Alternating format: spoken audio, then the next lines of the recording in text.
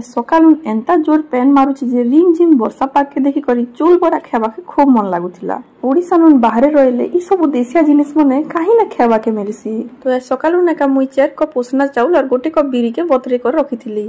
Grinder ने बिरी चाउल के ग्राइंड कर देली और इथिने गोटे चामच अजन आरु लून दी करी घांटी देली।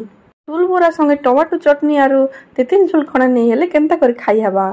टमाटो लेसुन अदा और नून दी करी टमाटो चटनी के बाटी नेली। तेतिल के पेन दी करी बतरे देथिली।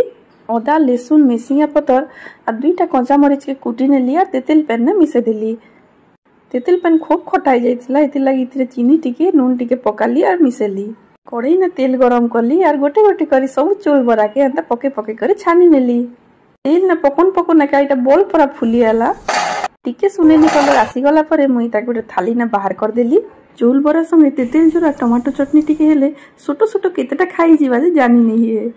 आपण माने दुकान नुन केते प्लेट चूल बरा किनी कर खेसन कमेंट लिखि कर जणाबे।